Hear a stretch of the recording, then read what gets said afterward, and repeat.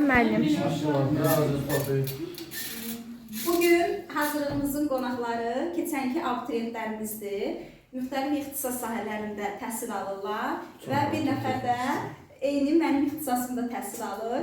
Dedik ki, bir görək keçənki mövzularda nə yadınızda qalıbdır. Biz təkrardayıq və təkrarda sifət bölməsindəyik. Deməli uşaqlar, kimin yadında qaldı, kim cavab vermək istəsə buyurub cavab verə bilər. Testin sualında biri fərqlidir.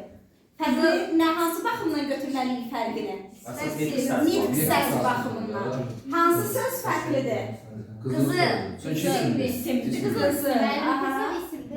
Qızıl isimdir. Bəs qızıl hansı nitq səsidir? Qızıl, düzdür.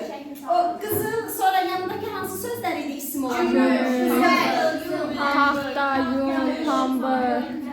Yaxşı, şagirdimiz imkan vermədi, sifətəni o başladı. Abituriyentimizdən yadındadır, hansı isim idi?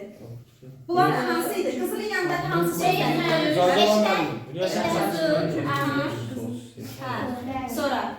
Sonra hansı idi? Gümüş, taxta, yun, Düzdür. İpək, torpaq. Yorğan döşək. Düzdür.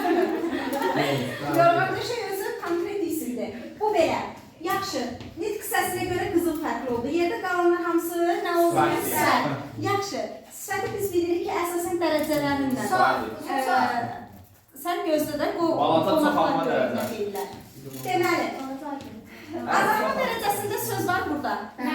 Azaltma dərəcəsində. Yoxdur? Yoxdur? Yox, sən yadından çıxartdın. Uzun çox deyil. Başqa deyən var. Dərəcəsi fərqli olan söz hansı oldu? Hansı oldu? Uzun su. Hansı dərəcədədir? Azaltmada, düzdür. Yaxşı, balaca da azaltma deyil. Sadədir. Çoxaltma?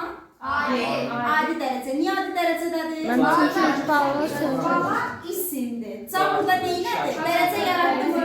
Xeyr, yarada bilməz. Ona görə balaca hansı dərəcə oldu? Adi. Adi dərəcə, düzdür. Başqa. Yaxşı, bu sözlərdən biri və yaxud da ki, neçəsi dərəcəyə görə dəyişə bilməz.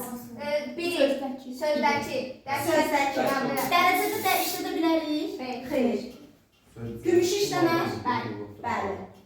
Bu da heç öz adi azaltma dərəcəsindədir, qızıl isimdir. Balaca da adi dərəcədədir. Bunu dəyişə bilərik dərəcələrlə. Yaxşı.